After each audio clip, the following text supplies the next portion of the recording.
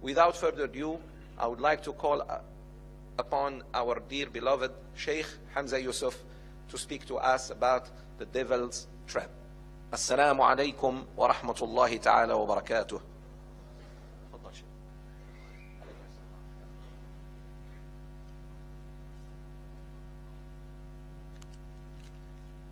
السلام عليكم ورحمة الله وبركاته. اللهم صل وسلم وبارك على سيدنا محمد وعلى آله وصحبه وسلم تسليما كثيرا. اللهم لا علم لنا إلا ما علمتنا إنك أنت العليم الحكيم. اللهم علمنا ما ينفعنا وانفعنا بما علمتنا وزدنا علما. اللهم افتح علينا فتوح العارفين ووفقنا توفيق الصالحين. ولا حول ولا قوة إلا بالله العلي العظيم. وصلي اللهم على سيدنا محمد وعلى آله وصحبه وسلم تسليما كثيرا. Alhamdulillah Rabbil Alameen. The topic that I wanted to talk about today, for me, it's a very serious topic because in many places, in fact, all over the globe now, we are living in a time where the devil has tools that he's never had before. Ever.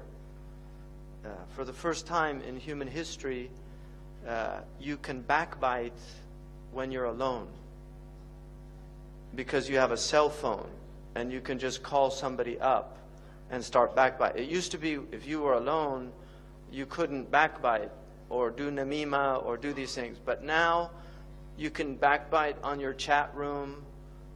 You could text and backbite. And the Prophet ﷺ talked about the dangers of ghiba, because much of what goes on now on the internet is really ghiba. When you leave somebody puts something up on the internet, and then all these people have to say these terrible things about them, whether they deserve them or not. They just feel compelled to, and it's all done with anonymity. Because they're cowards. People won't come and say to your face, but they're cowards. So they'll do it with anonymity, but the angels know who they are. You can be Killer 23 on the internet, but the angels know that you're Abdullah, the son of Abdullah. And they'll write that down. So you can't get away with it. There's no anonymity in the unseen world. The other aspect is the television and films and music. One of the interesting things about Islam is the tension that the ulama had with music. Nobody can make a blanket statement that it's mujma' alayh. If you read Shawkani and Nail al-Awtar, he has a section on this and talks about the khilaf that existed about music. Imam al-Ghazali, Abd al-Ghani al-Nablusi, and other great scholars have sections about sama', which is a sacred type of music that they thought was a good thing and permissible. But the ulama were very wary of music because they understood how powerful music is and how seductive it is and the effects that it has on the soul. This actually goes back to the ancient Greeks. Plato in the Republic, Socrates is the voice that he uses, but Plato in the Republic actually outlaws certain types of music in the Republic because they were so harmful to the soul. And ethos theory is the theory of the effect that music has. In fact, Al-Farabi, who wrote Kitab Al-Musiqa Al-Kabir, the big book of music, which I have in my library, it's a huge book, very heavy. It's one of the earliest works, serious works on the science of music. Al-Farabi was known for being able to make people laugh, cry, become sleepy, or become excited based on maqams that he would play on the oud. He could literally make people cry. And this is well recorded. And this is what you find when people go to concerts. They get very agitated. They have to move. They don't know why, but they have to move. They can't stop moving because the music is having an effect on them. There's demonic effects that sounds have, and then there's angelic effects that sounds have. And so the ulama were very concerned about the demonic effects of sound. And they understood that one of the things that the demons have always used is music to lure people away. In fact, in the hadith about Dawood alayhi salam, who sang the Psalms, he had a beautiful voice and he sang, which is musical, but it was angelic.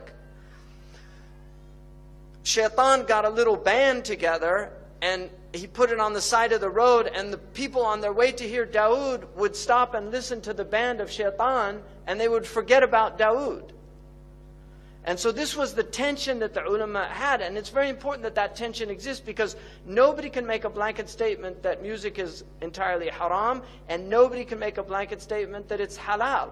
And so that tension is there so that Muslims never go too far into that thing. Because now you see in the West, people listen to music all the time. They're always plugged in. They get in their car, they turn on the music. They walk, they put in their earphones, and they listen to their music. And people have long playlists. They spend a lot of money on these things. And so they're lost. They don't have free time to think anymore, because their lives are filled with sound. So the demons have immense tools that they've never had before, and they're using them very effectively.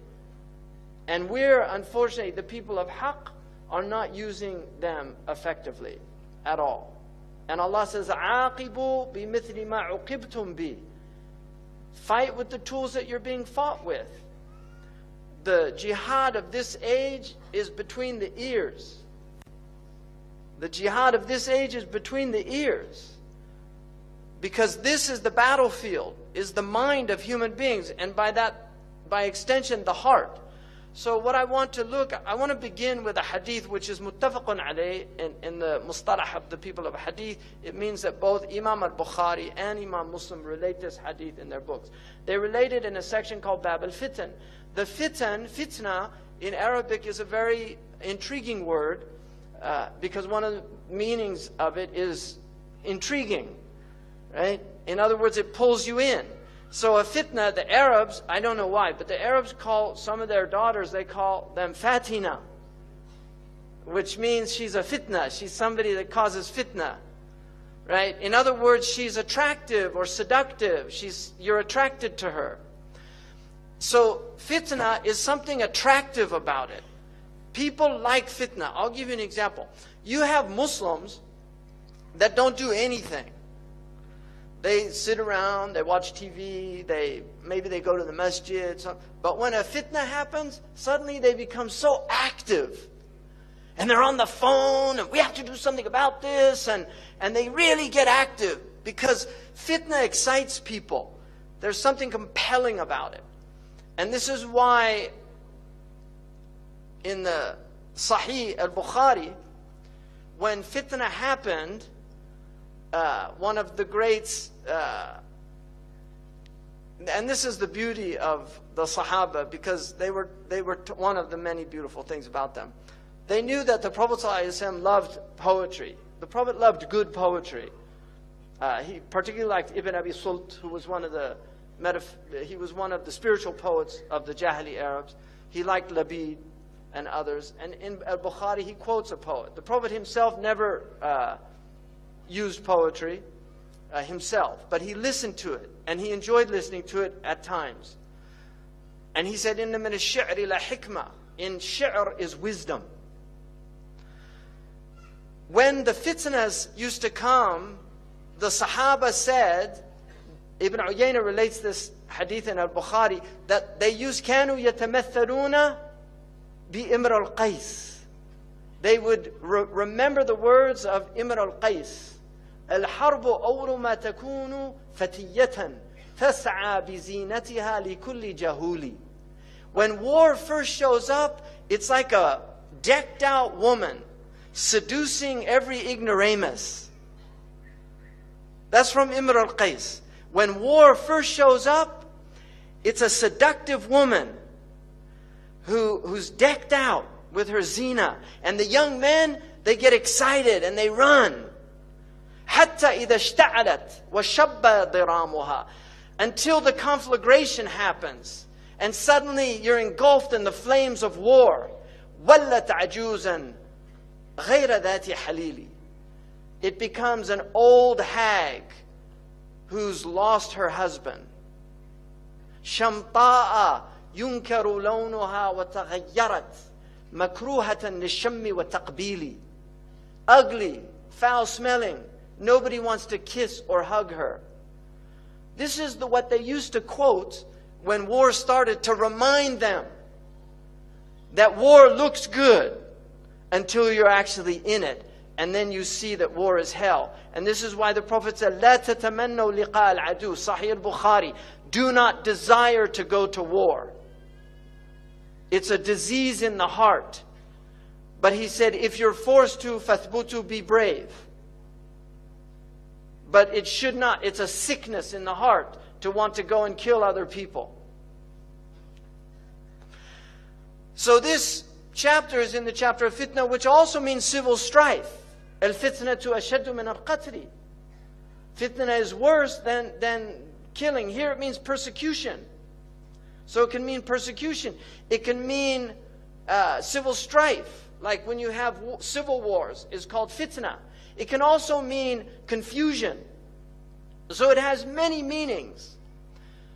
But all of our muhaddithun had a chapter called Bab al-Fitan. In the Bab al-Fitan, it's muttafaqun alayh, tu'rad al-fitanu ala al-qulubi kal-hasir.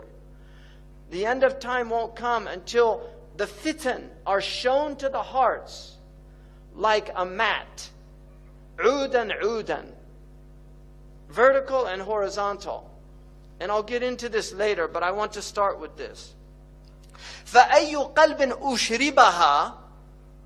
Any heart that drinks it in, but the Prophet ﷺ used, if the Sahaba got it right, sometimes they didn't, but if the Sahaba got it right, the Prophet ﷺ used a passive form. It's called mabni lil majhul. Ushribaha. The heart is passively taking in these fitan. Then he said, nukita fihi nuktatun sawda. A black dot will appear in the heart. This is spiritual. It's a metaphysical meaning. If you open the heart, you're not going to see a black dot.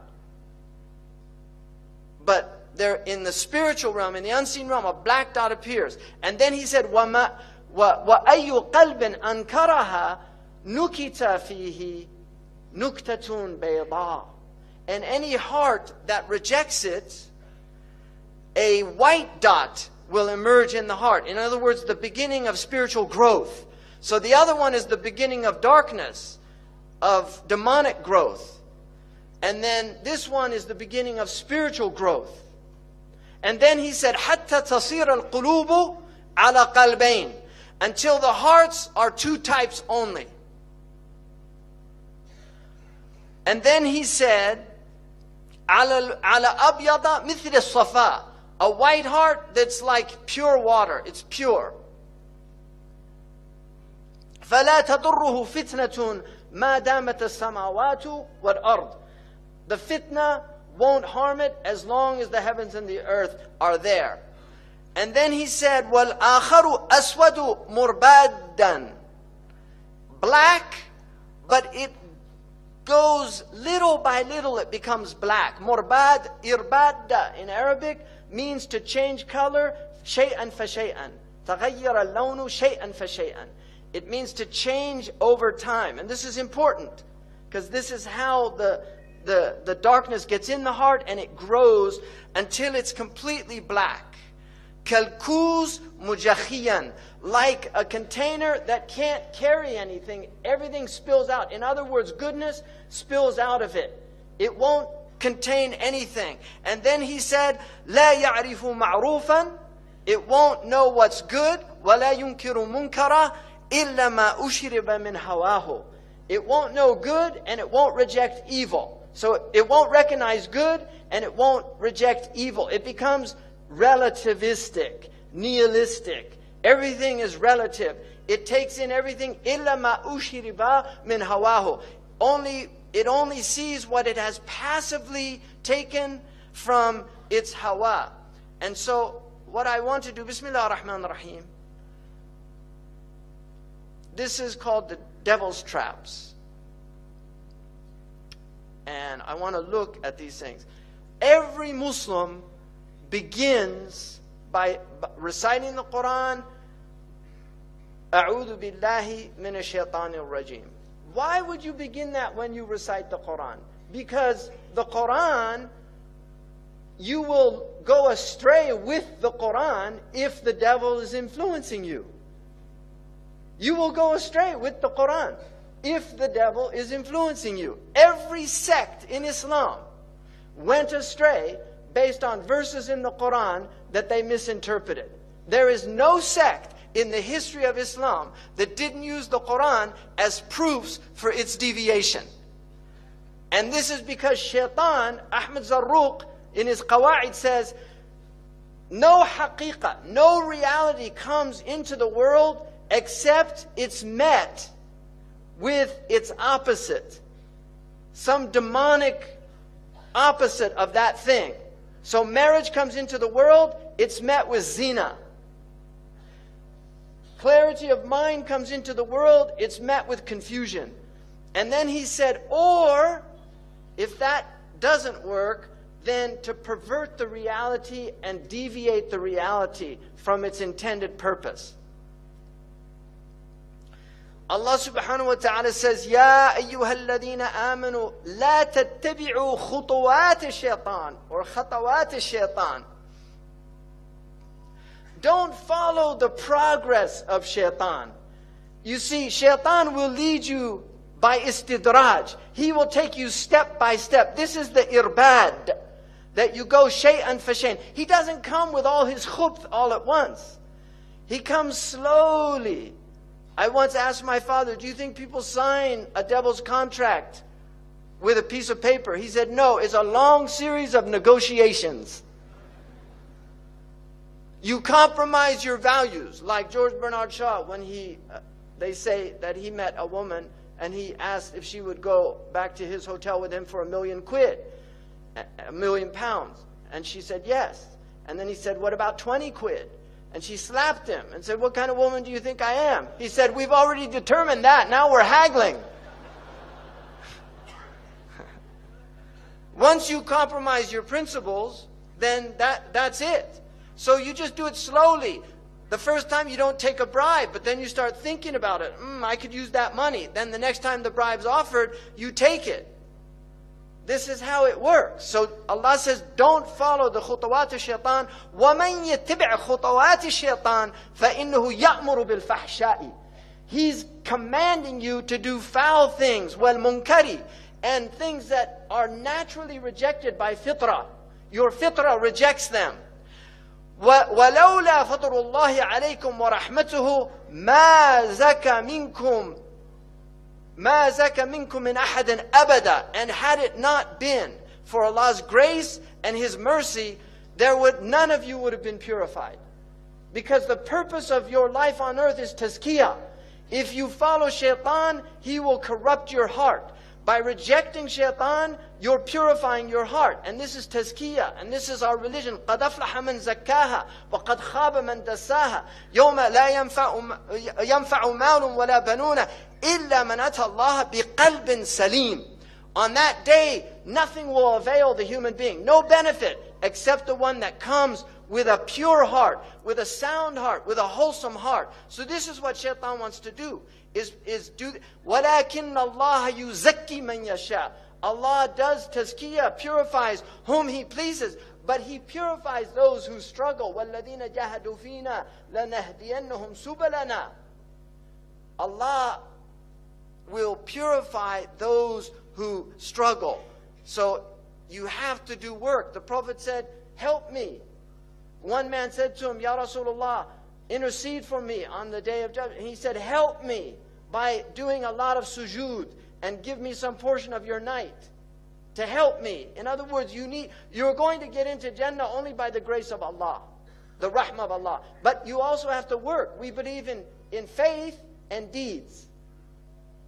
We believe in faith and deeds. Even though Iman is tasdeeq, وَفُسِّرَ الْإِيمَانُ بِالتَّصْدِيقِ. Iman is pure belief, and anyone who simply believes, even if they never did any good in their life, eventually will get out of the hell, according to the hadith in Sahih al-Bukhari. But we believe in faith and deeds because faith has burhan. As-sadaqatu burhan. Charity is a proof of your faith. Prayer is a proof of your faith. Now, what I want to look at, first of all, is the media. When people say the media is the problem, they're right about most things. If you look, all of the research that we have indicates that media violence has increased in quantity, but it's also more graphic, more sexual, and more sadistic. This is the khutawat of Shaytan. If you watch films from the 1940s, the 1930s, the 1950s, you can see it's slow. This is how Shaytan gets people. يَسْتَدْرِجُهُمْ. He pulls them step by step. These are his khutawat. You start watching films, they've introduced violence. In my country, one of the landmark films was a film called Bonnie and Clyde with, what's his name? See, people know, Warren Beatty. Yeah. There's a hadith that in the end of time the shayateen will take forms and they'll tell you fictional stories and you'll say, I can see his face but I don't know his name. It's in Sahih al-Bukhari.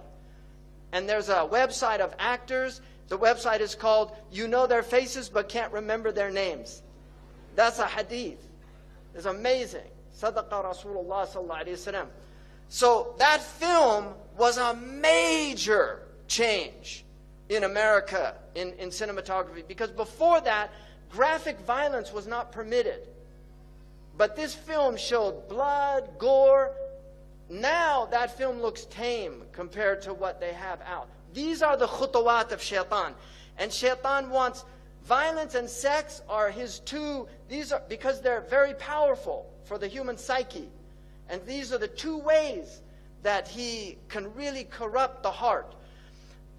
This is from the United States, so I'm using statistics from the US, but it's all coming to you, unfortunately. So 80% of R-rated movies, right? 70% of restricted video games, and 100% of music with explicit content, warning labels, were being marketed to children under 17. So they know what they're doing. These are the minions of Shaytan, whether they're conscious of it or not. وَلَكِنَّهُمْ لَا يَشْعُرُونَ. They're unconscious. If you say, لَا تُفْسِدُوا فِي الْأَرْضِ قَالُوا إِنَّمَا نَحْنُ مُصْلِحُونَ. We believe in freedom of speech. We believe in artistic expression. We're not sowing corruption. No, they're the corruptors. أَلَا إِنَّهُمْ هُمُ الْمُفْسِدُونَ. But they're unaware. So many of them are literally minions. By the time the average child in the United States is 18 years old, they will have seen 200,000 acts of violence and 16,000 murders. What do you think this is doing to the psyche? Why do you think America is such a violent country? Seriously, there are other reasons. This is one of the reasons. We have a history of violence in the United States. But our children have been programmed to be violent. Media violence is especially damaging to young children under 8 because they cannot easily tell the difference between real life and fantasy. The American Pediatric Association warns that children should not see any television now. This is a protocol from a few years back. They shouldn't see any television before the age of 3 because of the effects they know that it has. That was actually a compromise because the evidence shows that they really shouldn't be seeing any in television while their brains are developing. But these are compromises because the television industry is so powerful. And if you don't think industry has an effect on medicine, just look at the food pyramid. Because the food pyramid in the United States was changed because of the dairy and meat lobbies. Because they warned people about dairy and meat. So they got it changed. So industry, medicine is in service of industry. It's not medicine in service of humanity. It serves industry. They know Scientific America proved that television is a low-grade addiction. People become addicted to television. It's like tea. You know, I mean, I always say, what's the problem with tea? I don't feel addicted. I've given it up so many times. Right? So those low-grade addictions are real. Tea is a low-grade addiction, but as a inveterate tea drinker, I can tell you, it is very hard to give up tea. I was corrupted by the English because I lived in England, and every day they would have tea. I started having tea. Before I knew it, I go back to America where they don't drink tea, they drink coffee, but I wanted tea, right? I have Irish roots. The English, you know about the English. Malaysia knows. You know, they say monkeys know how to speak, the orangutan. They say that they can speak. Like the orangutan, they speak Malay in the jungle, but they knew that if they spoke, the English would put them to work. So they just pretend not to.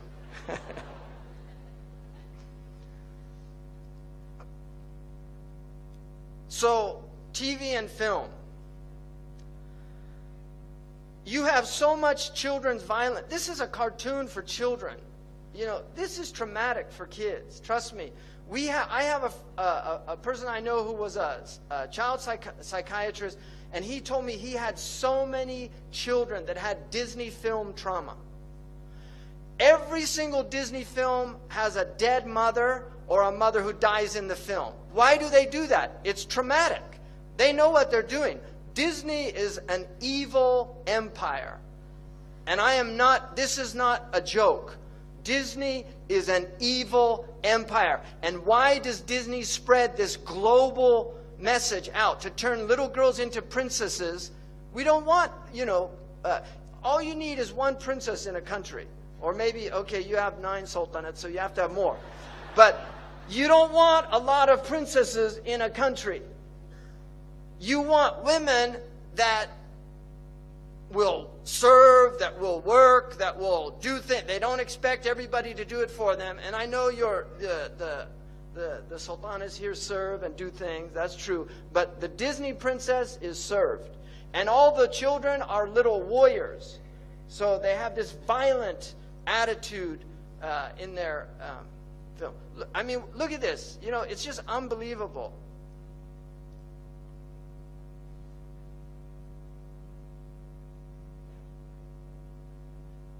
Do I have sound?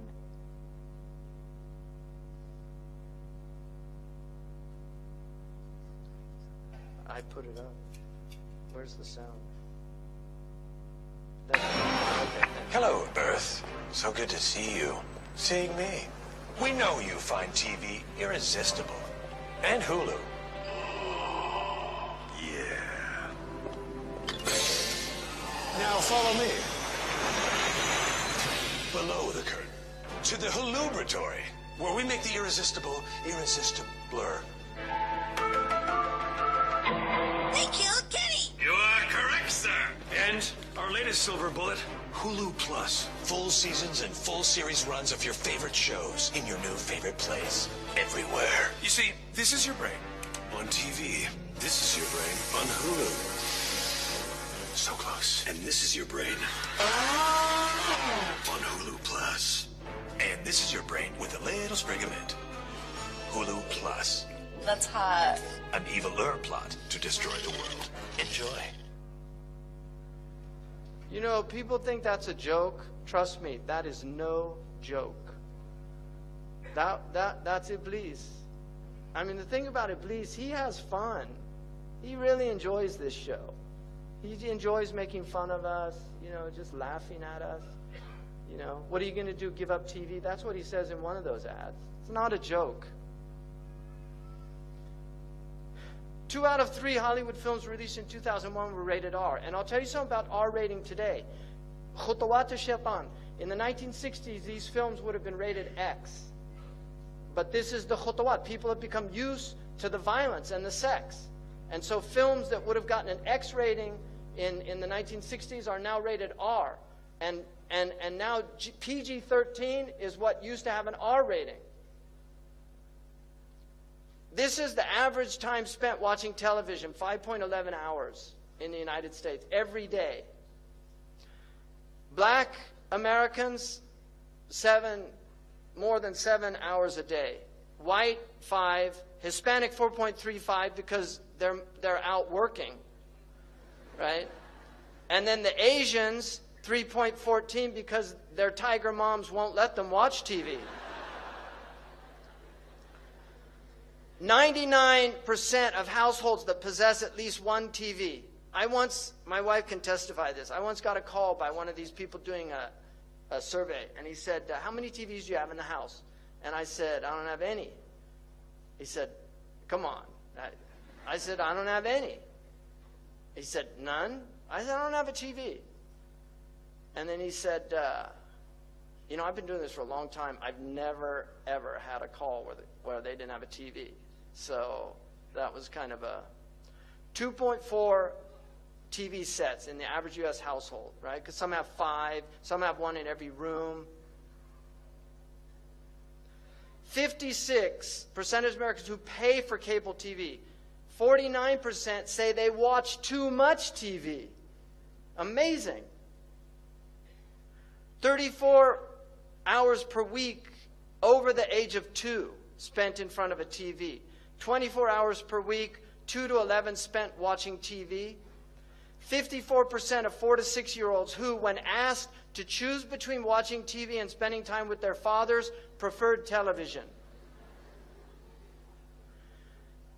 Average American youth, 900 hours in school, 1,200 hours watching TV. Right? By the time they get out of high school. It's amazing. And then they wonder why our countries become, you know, we don't, in none of the indices we lead anymore, right? The U.S. We already saw this, 200,000. 16,000 number of 30-second TV commercials seen in a year. And you know what they call these? Now an important message from our sponsor. Message in Arabic is risala. This is the real reason they want you to buy and consume their goods, because it's a consumer civilization. Cartoons are very serious. This cartoon was done, it's for adults. The man that does this cartoon, literally, he's an atheist, doesn't believe in anything, makes fun of everything, cynicism, everything's a joke. Kids watch this show. It's a very sophisticated show. This is all about ghosts and demons and the occult. The Scooby-Doo has all these occult themes in it. And then you've got, here's the father of the family, right, Homer Simpson. And there's his relationship with his kid, right? The level of violence during Saturday morning cartoons is higher than the level of violence during prime time. You've got all these cartoons here now, and your kids are growing up on this crap. And you really have to think seriously, garbage in, garbage out. You have to think seriously about what's being done to your children's minds if you're letting them watch TV. There are 3 to 5 violent acts per hour in prime time versus 20 to 25 acts of violence on Saturday morning. Children imitate what they see. If you put a kung fu film and you put a bunch of 8-year-olds and they watch a kung fu film, by the time the film's done, they're all kicking each other. Right? It's a simple fact of life. Music is another area. 2.5 hours per day for teenagers in the United States listening to music. 2.5 hours per day. And as somebody who grew up in America, coming from a musical family, I have so many lyrics that I wish I could sue the people that took that space of my brain. Because I would much rather have other things in there. So I have lyrics from, I'm not going to age myself, but I have lyrics from, you know, and empty lyrics, you know. So, I mean, some of them were interesting, but not very many. One of them was advertising signs convince you to think you're the one that can win what's never been won, that can do what's never been done. Meantime, life goes on outside all around you. So that's a useful little piece of lyric, right? 1 in 3 popular songs now contain explicit references.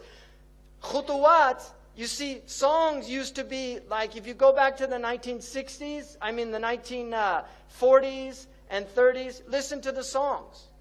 Don't, but I can tell you. They were innocent lyrics, mostly innocent lyrics. Some of them had subtle things, but people couldn't work them out unless they were sophisticated. But most of them were just simple lyrics, right? Even in the 1950s, you ain't nothing but a hound dog, right? Crying all the time. Came in late last night, about 10:30. That gal of mine wouldn't let me in. Move it on over. Move over, little dog, because the big dog's moving in. He's in the dog house, right? I mean, these are the type lyrics they had. Or teach your children well. Their parents' hell did slowly go by. Don't ever ask them why. If they told you, you would cry. Just look at them and sigh and know they love you. That's about parents. Sometimes you get bad parents. Just know that they still love you, even though they're lousy parents. Those are the kind of lyrics. Now, you can't even listen to the lyrics because they're so disgusting, right? They are so filthy. And Fakhruddin al-Razi, in his commentary, says about the verse in the Quran where Shaytan is threatened that you will try to seduce them with your voice. He says by giving them foul lyrics that their children will memorize and repeat. That's in Mafatih al-Ghaib. That was in the 13th century. So what are we doing now? This is the khutuwat of Shaytan. He's taken people by degrees. America used to be a relatively moral country. It used to have moral values. People used to go to church. They believed in God. They didn't use drugs by and large, right? I mean, it wasn't that long ago. Now you go there and 1 out of every 4 women has a venereal disease they can't get rid of. I'm not making this up. You can see the CDC research on this. Right? HPV virus, it's a major problem in the United States, causing cervical cancer, genital warts. These are real problems. And now they're promoting sexual behaviors that are pathogenic. They're promoting pathogenic behaviors that, in America, you have all these advertising against saturated fats. Like a Big Mac is not going to kill you if you eat 1 of them. It'll do some damage, but it won't kill you. Even if you ate 100 of them. It's going to make you sick, but it's not going to kill you. But 1 time of rectal intercourse can be a death sentence. 1 time. And yet in America, they have all these ads warning people against saturated fats, and there's no ads warning them against deviant sexual behavior. Why is that? Because there are lobbies that say that that is hate speech. Why is that? It's not right. You should warn young people that you can get a venereal disease that you'll never get rid of. And as somebody who worked as an RN, I worked 2 years with a gastroenterologist. I saw firsthand the effects of rectal intercourse. And this is why it's prohibited for males on males or males on females. It's haram in our religion. It's not about homosexuality. It's simply about this sickness. Because if you do that, you will get very serious sicknesses. Your sphincter loses its control. One of the things, a miracle of the Prophet, is he said that the people of Lut, they couldn't control their wind in their majalis. It's in the hadith that they used to pass wind because they lose, the sphincter is no longer doing its function because they've ruined the function by doing something that was never meant to be done. But they don't teach people this. They say, oh, it's normal, embrace yourself.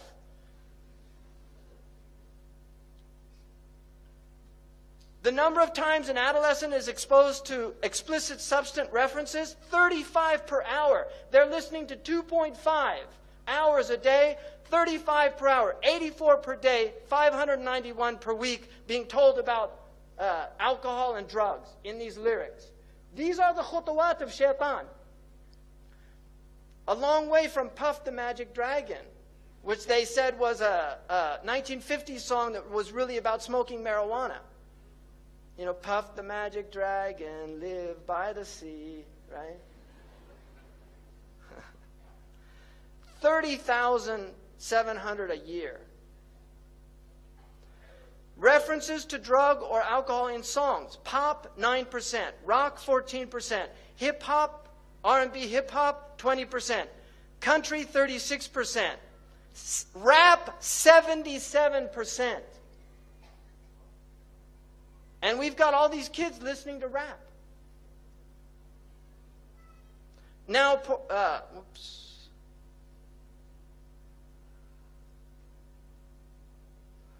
the effects of video gaming. This is one of the big plagues on our civilization. I'm talking about global civilization. This is a multi-billion-dollar industry with massive resources and power now. This is incredibly harmful. It's people die from this. There was a Japanese boy who gamed until he had a heart attack. People die from this. It's true there are only a small number of people that are going to get addicted in that way. But this is what Islam is, a rahmah to people. So it prohibits things that are harmful. Anybody who studied fiqh knows there's a section on bi'. It's prohibited to sell alatul lahu. It's haram to sell games. You can make your own games, like play games, children play games, rocks and stones. Little kids, they don't care what you give them. But to sell things and make money off lahu is prohibited in our sharia. Nobody talks about this anymore. They just think, oh, you can just go and do this and it doesn't matter. This is what's happened to us because Shaytan has taken us by steps.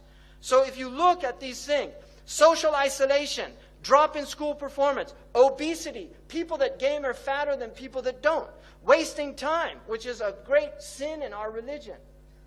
To waste our time. It's sinful to waste time. Omar said, akrahu an ara ahadukum sabahlala. I hate to see one of you wasting his time. Imma fi dunyahu or imma fi ukhrahu. Be doing something to benefit your dunya or something to benefit your akhirah. But don't just waste your time of no benefit. And people say, oh, but brother, this is good for dexterity skills. I want to be a surgeon, and it actually teaches you eye-hand coordination. It's going to help me. Nice argument. Violent tendencies. We know this. Financial loss. Decrease in empathy. You become less empathic. Average age of these players, 35 years old. What are you doing? Seriously, 35 years old is the average. I'll tell you, I'm going to make a confession, all right? This is a confession. And my wife will testify to this. When I first got back to the United States, when I left, there were no computers. When I got back after 10 years being overseas, there were computers. All right? I actually met my wife. She taught me how to use the computer. So that's how I met. So I owe computers to that. But there was a game called Tetris. And I had never done this before. So I started playing it. And it was really interesting. And I said, oh, okay. And I worked it out. And I don't even know how long I played it for. When I finished, I turned away and I was seeing those images come down. I never did it again. And my wife would testify, I don't play any of those games. I've never played any of those games. I am against those games. They're evil games. And I really encourage you just to give them up and utilize your time. Learn a language. Go talk to the Orang Asli about Islam. Go clean up. Get volunteer groups that do litter pickup on your streets. Seriously, go do something useful. Go work out. Keep your body healthy. Go play soccer. Go visit your grandmother. Go to a hospital and visit people that aren't getting people visiting them. Do something useful, but don't waste your time doing this. 49% are 18 to 49-year-olds. 25% less than 18-year-old. 26% are over 50 years old. So this is ammat al-balwa. Look at the physical fight. Gamers, 40% of females have been in a physical fight in America, 51% of males. Look at the non-gamers, 14% as opposed to 28%. And they'll say, oh, but you can't prove any correlation, right? You can't prove it.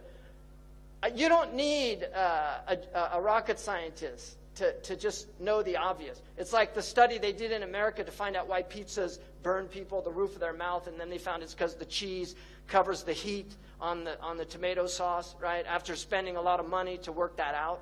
You know, I mean, this is the kind of stupidity right? Poor grades. Females, almost 40%, 35% of the males, as opposed to 20% and 23%. No relationship, though, no correlation, can't prove it. Damaged property, 15% of the gamers, 23%. This is people going out and damaging property. In other words, delinquency. 5% of females, 10% of males, which is still high, I think. 89% of top-selling video games contain violent content. Half of it is of a serious nature. Highly criticized video game, Grand Theft Auto, which was actually developed by some criminals. They were real criminals, drug dealers, that came up with this idea. You get points by killing policemen. And then they wonder why all these, violence towards police, right? And then the police react. It's a two-way street in America. If you notice in a lot of these situations, they completely disregard the police. They don't do what they tell them. They say, get on the ground. They don't get on the ground. It's a major problem. And the police use excessive force, especially against African Americans. It's a horrific situation that we have in the United States against poor people. These police forces, and now they're giving them commando equipment. They look like they just got off the desert war, right? They have tanks in small towns in America. Shaytan gets you little by little, step by step. We used to have policemen that didn't carry guns in the United States. England used to have policemen, they didn't carry guns. They called them bobbies. You asked them a question. Right? Now they have Uzis or whatever they're using. They don't use Uzi. I don't know what their gun is, what their weapon of mass destruction of choice is in England.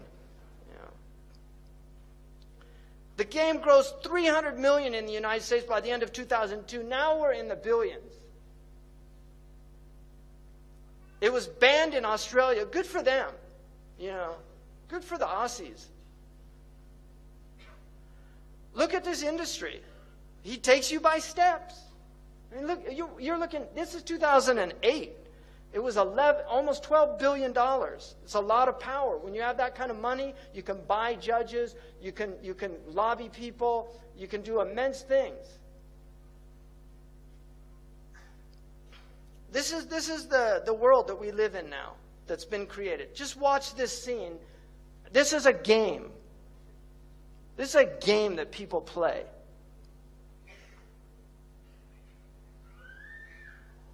See, I mean, you don't let your kids Parents watch are going this. to buy children games like this. This is real. Kids underage play many games like this because when parents go to buy games, they don't check the age ratings. So this Christmas, when you go to buy a new Xbox game, check the age rating.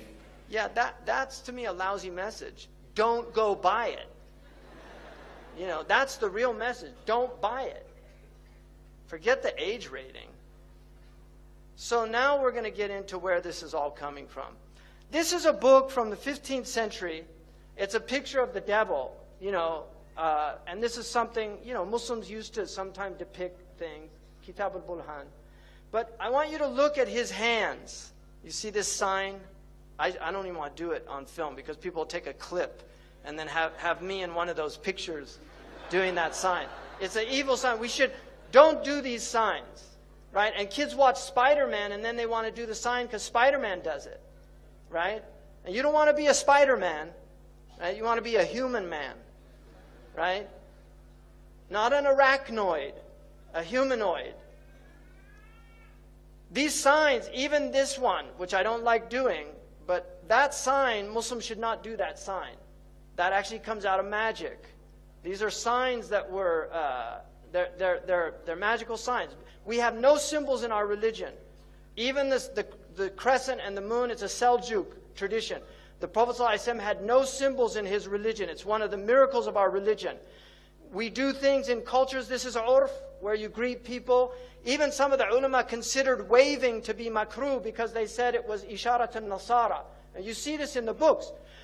I mean, that for me is a little extreme. I don't follow that. But that was my point, is they were very cautious about these symbols because they know these symbols have meanings. This is why gangs do all these symbols, right? Because this is demonic stuff. So that is a very important symbol.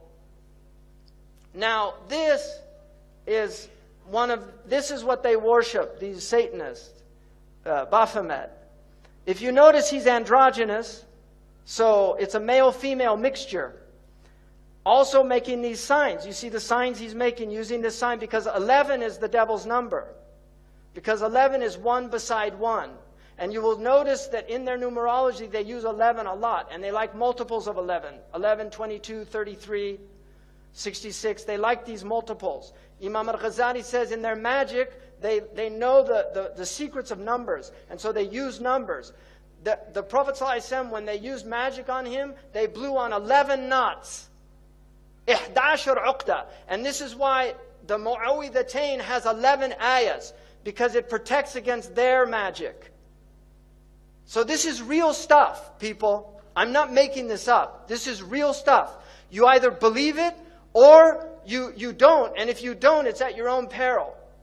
But this is real stuff. Sihr is a reality in the world. And people practice magic. And one of the practices is through the eyes, seducing the eyes in television and spectacle. It's the sihr of the ayun. You can see Madonna imitating here Baphomet, right? Because she's one of them, and she's a numerologist. She is a numerologist. She practices numerology. This is Lady Gaga, that everybody's gaga about. People tell me, oh, you've got a lot of followers on your Twitter or something like that. I don't even know. I did Twitter one time and regretted it. But people said, and I said, to me that means nothing. Lady Gaga's got tens of millions of followers. So the devil has plenty of followers on Twitter. It means nothing. We want to be on the account with God. Right? We want to have the angels following us. Pleased with us, happy about what we're doing. Now, Maleficent, you could see Disney, they used to have films where the witch was evil, and now they entice them. This is the fitna. They make a beautiful, they used to make them old hags. If you see the old film, the witch was an old hag, but we get them by degrees. Now they take somebody that many people consider a very beautiful woman, and they put her in Baphomet's mask, and then it becomes seductive. He takes people by degrees. I mean, what is this? Why are they doing this? Why are you wearing horns? We're human beings. We're not demons. And then you can see these signs. Why do they use these symbols? Now this man over here, LaVey,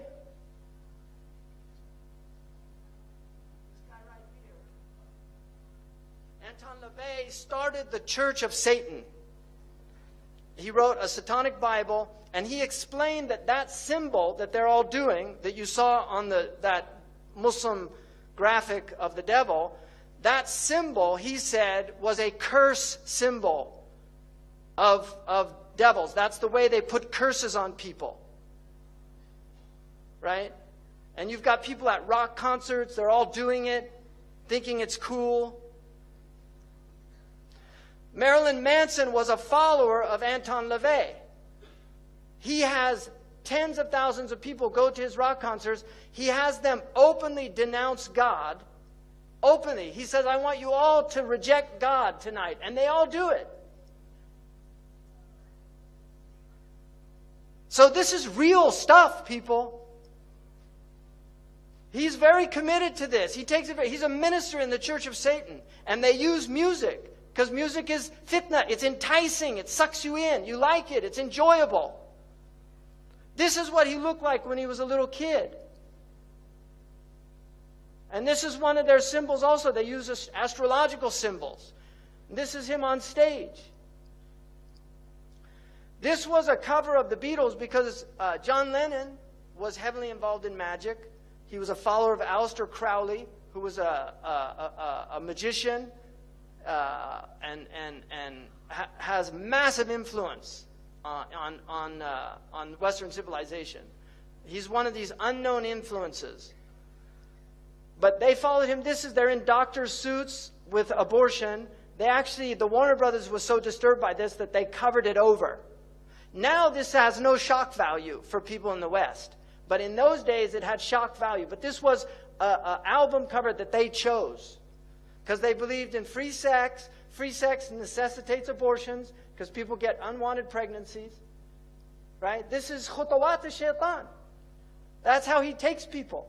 That's why Allah says, وَبِالْوَالِدَيْنِ إِحْسَانًا, right? Allah says, وَلَا تَقْتُلُوا أَوْلَادَكُمْ خَشْيَةَ إِمْلَاقٍ. Don't kill your children out of fear of poverty, but then, وَلَا تَقْرَبُوا الْفَوَاحِشِ. Don't go near the fawahish that will make you want to kill your children. There they are doing these symbols. You see, and this is another symbol. Even though it means okay, it's actually a demonic symbol that represents 666.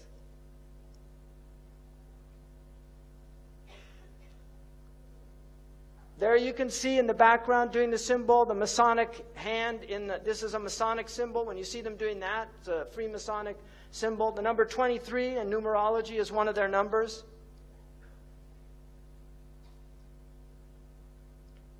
Now look at this young girl, mashallah. So wholesome, this Disney girl, right? Look at her, just wholesome Disney girl, country singer, right? Hannah Montana. If you notice, they use also backwards. It's haram to recite the Quran backwards. This is well known because in magic they recite things backwards. Aleister Crowley taught them to learn how to talk backwards. John Lennon actually knew how to speak backwards. There's recordings of him speaking backwards. And they do backmasking on their albums where they actually play things in reverse. Led Zeppelin, followers of Aleister Crowley, did this on one of their albums. So you're getting literally magical messages. Hannah can be spelled either way, forward and backward. Hannah, right? Oprah, what's her production company's name? Harpo. So when you see these backward things, you know you're dealing with people that are into this magic. Now here's Miley, right? I mean, it's unbelievable. And this with her little horn hair, right? What is this? She had millions of followers of little kids in America, and this is what she turned into. And if you look, you see, where did she get that? Kali, a demon from the Hindu tradition of destruction, because this is a destroyer of the innocence of youth. She has literally, she's possessed by Kali. And she couldn't stop putting her tongue out. She was even asked, why do you do that? She said, I feel compelled to do it. Because this is who's really moving things around, Kali, a demon. And we believe in demonic possession, people. One direction. Let's go crazy, crazy, crazy till we see the sun. I know we only met. I mean, look at this. I know we only met, but let's pretend it's love. And never, never, never stop for anyone, meaning your parents or God. Whoa, whoa, whoa, whoa, whoa. That should be whoa, like slow down. But it's not. It's tonight, let's get some. Okay, and most of you, I don't know if you have these idioms in Malay English, but in American English, that is a very clear idiom about, I don't think I need to say anymore. So let's pretend it's love. In other words, it's lust, but let's pretend it's love. And just get some.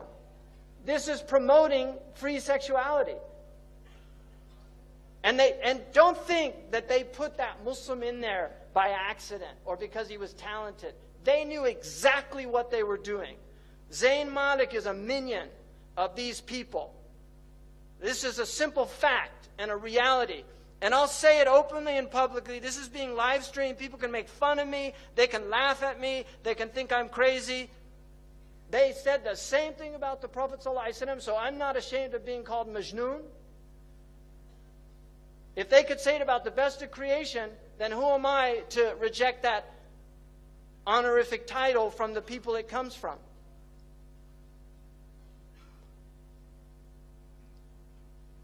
Channeling, the act or practice of serving as a medium through which a spirit purportedly communicates with living persons. That's the definition of channeling. A lot of these actors believe in channeling. So they actually invoke spirits. Ladies and gentlemen, Shirley MacLaine.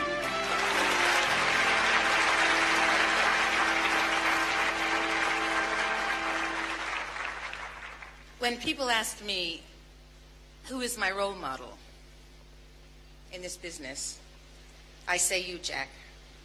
I think why you're my role model has to do with the way you relate to vanity, or the lack of it. I mean, I have to tell you, I just adore the fact that you don't care how you look. I adore how you commit to the part. You don't care about your little bald spots. You don't care about your stomach. Remember that wonderful stomach.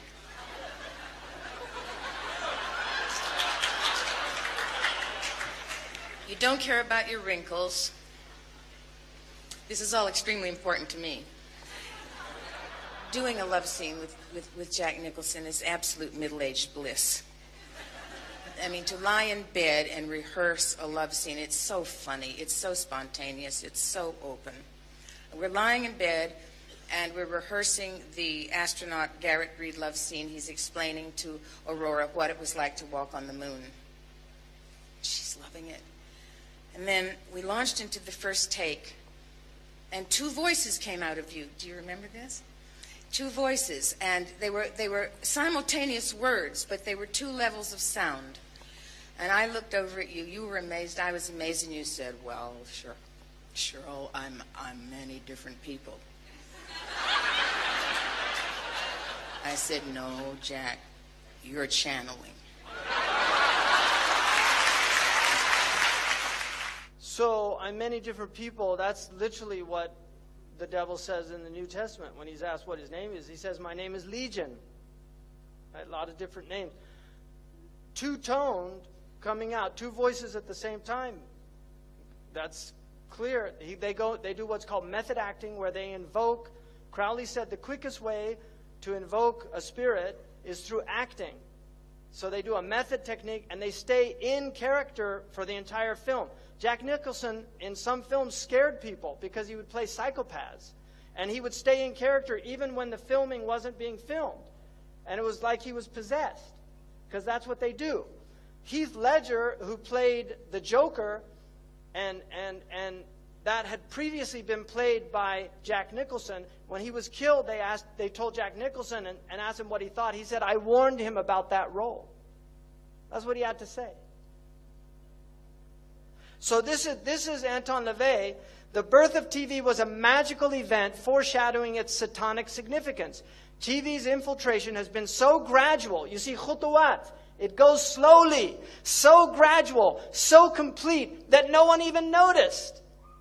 So people, 50 years ago, you couldn't have shown the violence. It's gradual, but now it's happened. People say, "What happened?" It was slow. It took time. Shaytan has till Yawm al-Qiyamah. Anzirni. Give me time. And Allah said, "You have till Yawm al-Qiyamah." And He said, "I'm going to get them all. I'll get them all." He has time. He's slow. He works slow. He works at you slowly. Shaitan takes his time. People don't need to go to church anymore. They get their morality plays from television and the movies. That's what teaches them morality. Many of you already read my writings indicating that TV is the new God. There is a little thing I neglected to mention up till now. Television is the major mainstream infiltration for the new satanic religion.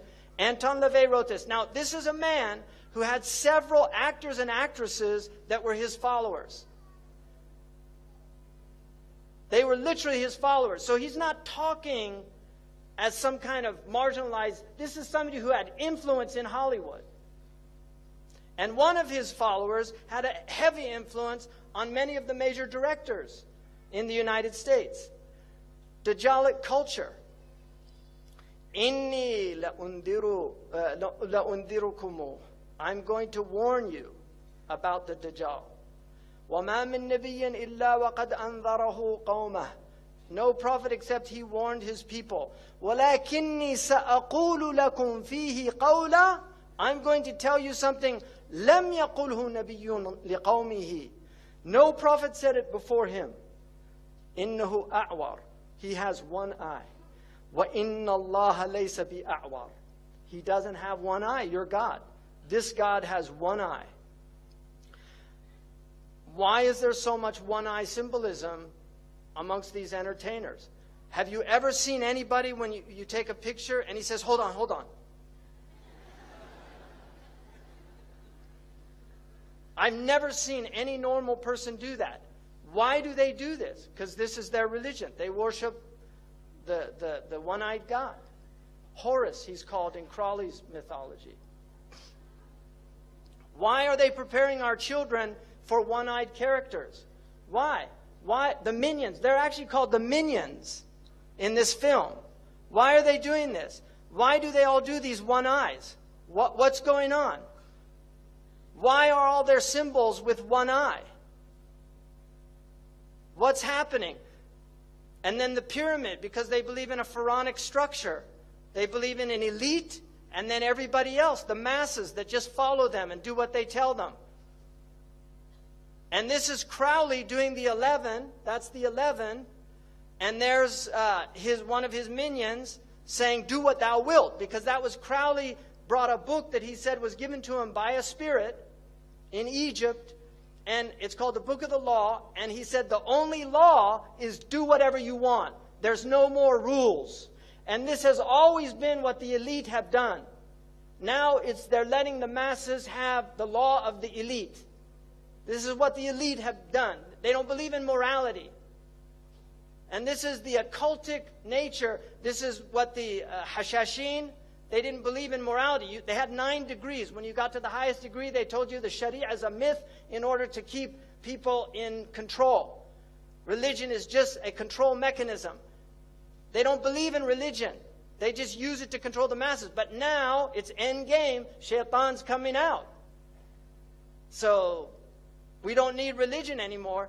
Why do they call this Dark Messiah? This is a game. And why does Dark Messiah, which is Messiah, it's the Messiah al-Muslim, why does this Dark Messiah have one eye?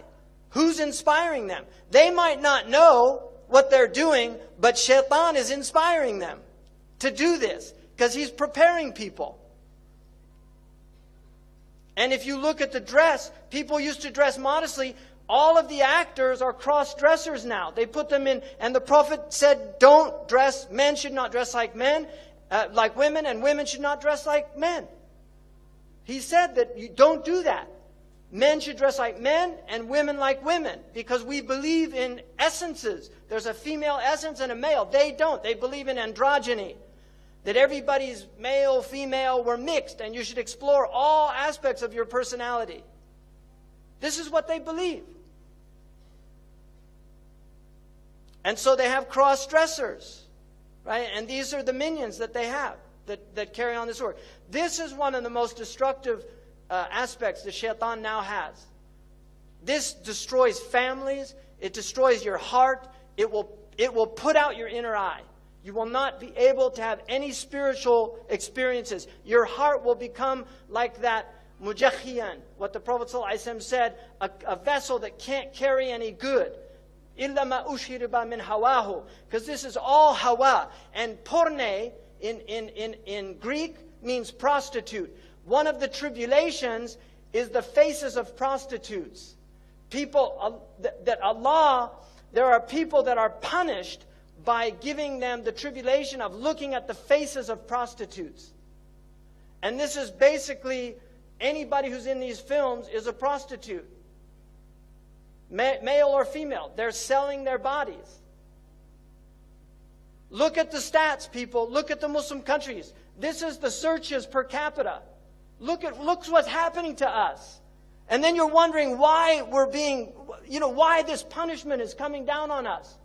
What's happening to our people? How has Shaytan been able to do this? Because we forgot. We left all the protection. We left the awrad. We left the wird of the Quran.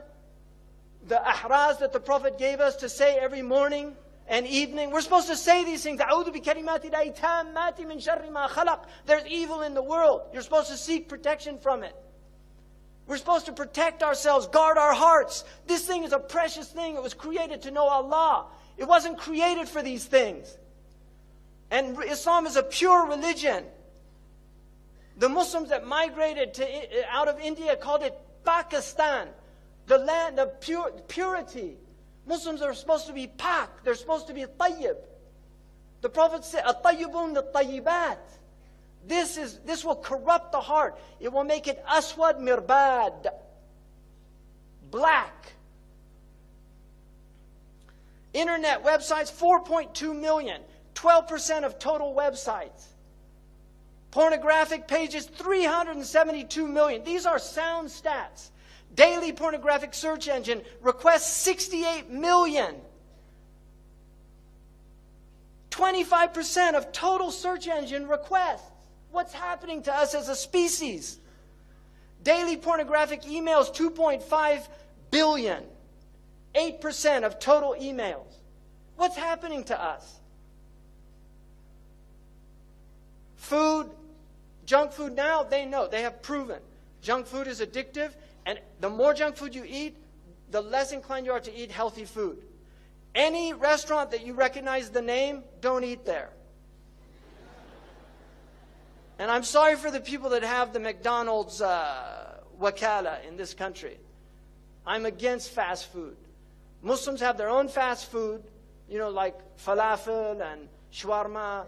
We have our own fast foods. And you have the fast foods in Malay. Eat your own foods. Eat healthy food. Don't eat this junk food. This food is made in factories by chemists to get you addicted. They use rats and they see how much sugar and fat they need to put in. Just like tobacco. People get addicted to it. They can't stop. So avoid any of these restaurants.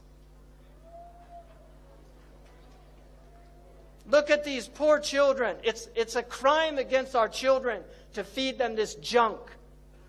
Allah always says with halal, tayyib. Always. Now we know the meaning of that. Because at the time of the Prophet, the food was pure. They interpreted it to be economic. To not buy it with haram money. But now we understand another dimension of it. And zaman yufassir al-Quran, like Ibn Umar said. Time is what interprets the Quran. Now we get to where we're at. Signs of the end of time. Ibn Mas'ud said, I said to the Prophet, هَلْ لِلسَّاعَةِ مِنْ عِلْمٍ تُعْرَفُ بِهِ? Does the hour have a knowledge that you can know it by? He said, Na'am ya Ibn Mas'ud. And this is a science that our ulama need to reestablish.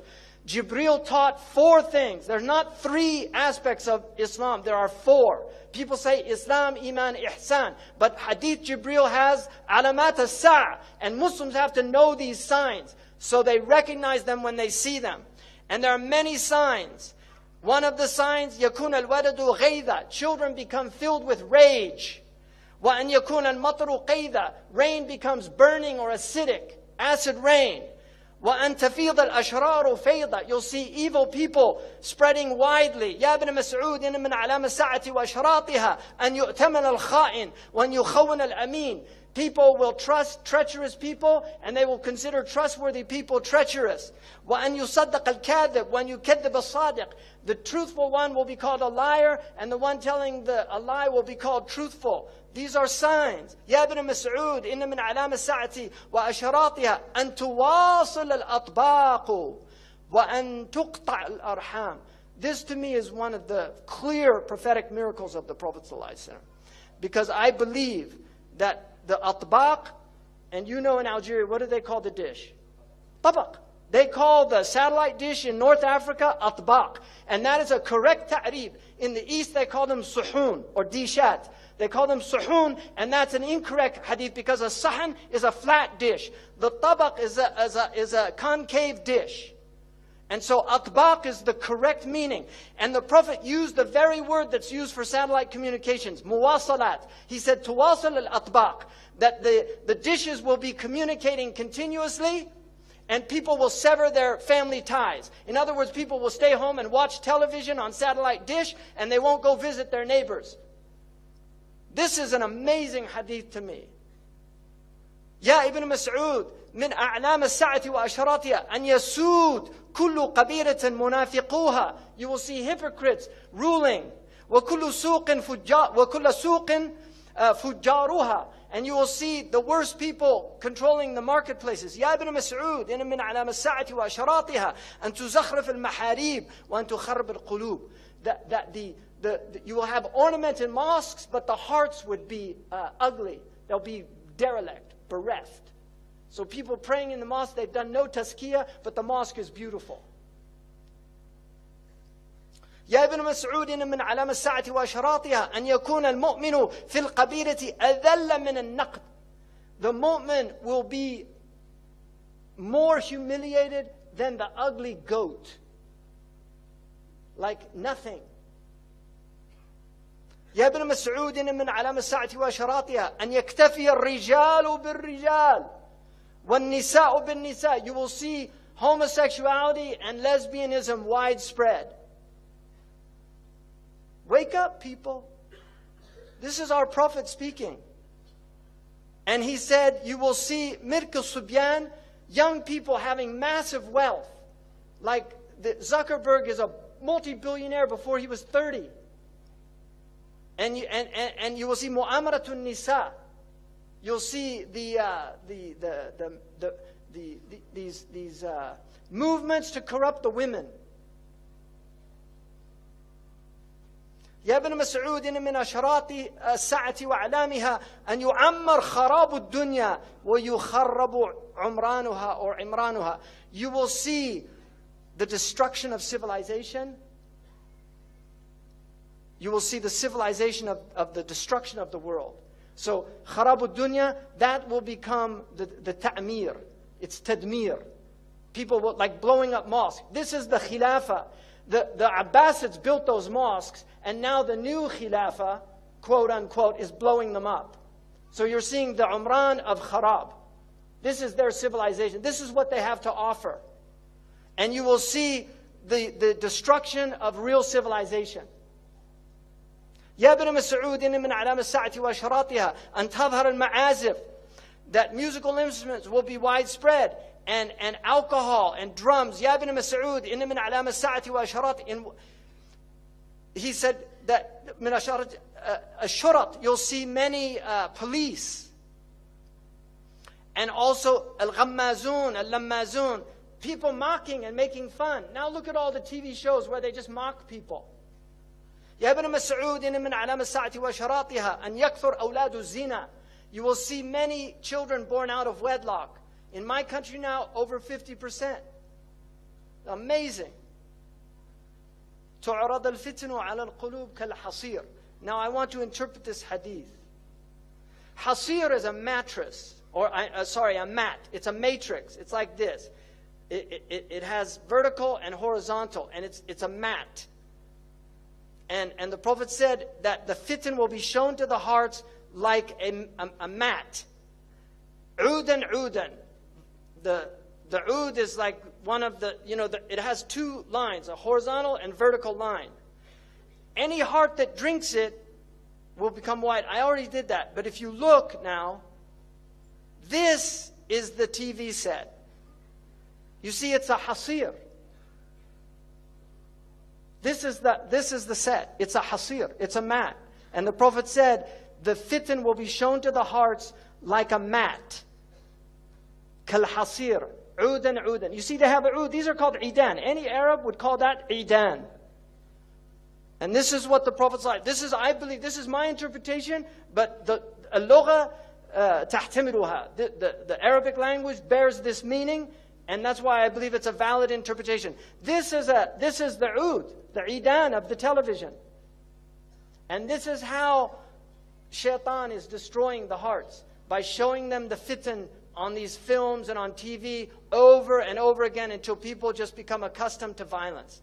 It's a normal thing. They're not shocked by it anymore. قال رسول الله صلى الله عليه وسلم صنفان من أهل النار لم أرهما قوم معهم سياط كأذناب البقر. You will see people with whips like cow tails. يَضْرِبُونَ بِهَا النَّاسِ. They'll hit people with it. وَنِسَاءٌ كَاسِيَاتٌ عَارِيَاتٌ. Women that were clothed and naked at the same time. مَائِلَات. They'll sway in their walk. مُمِيلَات. And cause others to incline towards them. رُؤُوسُهُنَّ كَأَسْنِمَةِ الْبُخْتِ. Ya Allah, Sadaqa Rasulullah. He said their hair would be like the Bactrian camel's hair. This is not a camel the Arabs had. They came from Persia, so they saw them. They knew what they were. These people will not enter paradise. And here's the Bactrian camel. Wallahi, say Sadaqa Rasulullah sallallahu alayhi wa sallam.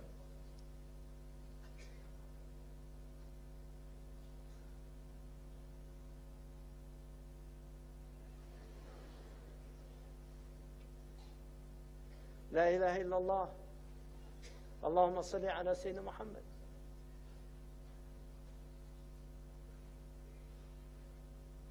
He said people will drink intoxicants from my ummah and call it by other names.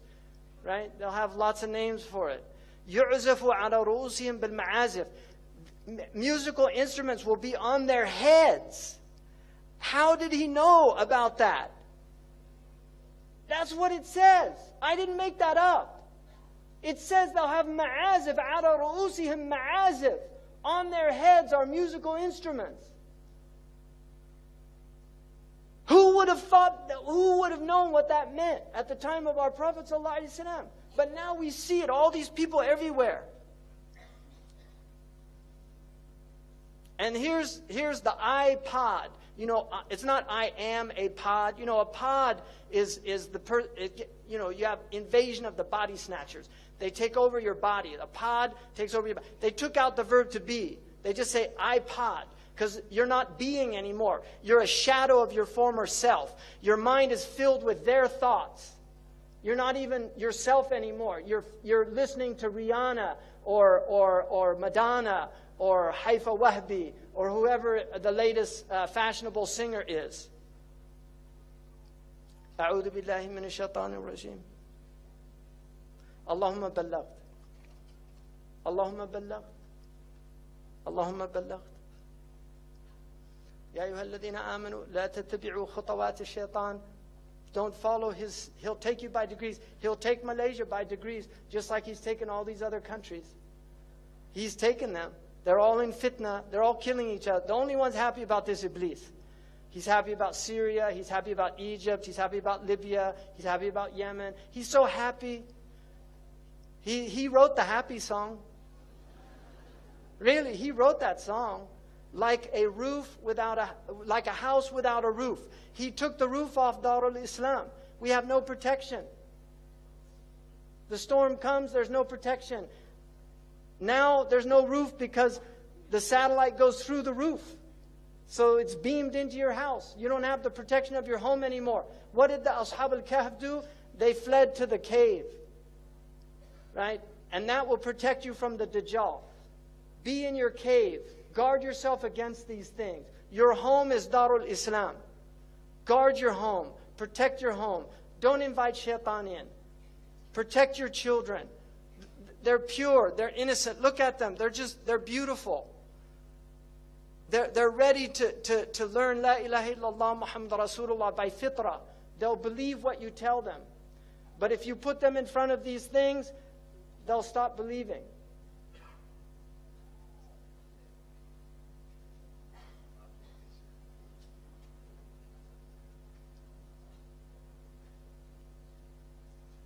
Alhamdulillah, Jazakallahu khairan, Shaykh Hamza Yusuf, for a beautiful speech, for a beautiful presentation. May Allah make this in the scale of your hasanat and the scale of each and every one of us here. Just to wrap up, inshallah, with dua, so please do not miss the dua, inshallah. There is a great book that I'm sure Shaykh, inshallah, have definitely read it.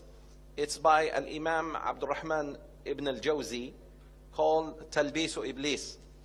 It is available, alhamdulillah, in English, The Devil's Deception. It's a very good book to read about the subject, inshallah. I would like to end with the dua. Allahumma rabbana taqabbal minna hadha al-dars waj'alhu fi mizani hasanatina ajma'in. اللهم اغفر لنا وارحمنا وعافنا واعف عنا وأكرم نزلنا يا أرحم الراحمين يا رب العالمين. اللهم أرنا الحق حقا وارزقنا اتباعه وأرنا الباطل باطلا وارزقنا اجتنابه. اللهم إنا نسألك العفو والعافية والمعافاة الدائمة في الدين والدنيا والآخرة. اللهم علمنا ما ينفعنا وانفعنا بما علمتنا وزدنا علما وزدنا فهما وزدنا حكمة وزدنا تطبيقا.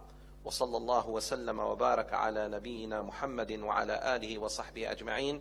سبحان ربك رب العزة عما يصفون وسلام على المرسلين والحمد لله رب العالمين. Thank you very much for coming. Wassalamu alaikum wa rahmatullah.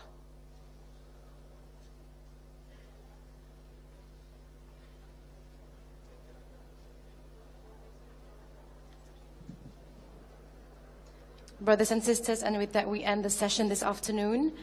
I would like to thank everyone again for coming and making your way to this lovely masjid, Wilayah Persekutuan. We'd also like to make a special mention to Ustazah Tia Rahman for making this possible at the beautiful masjid this afternoon. Inshallah, we'll see you again at the next event for Sheikh Hamza at the UITM. And with that, wabillahi tawfiq wal hidayah. Wassalamu alaikum wa rahmatullahi ta'ala wa barakatuh.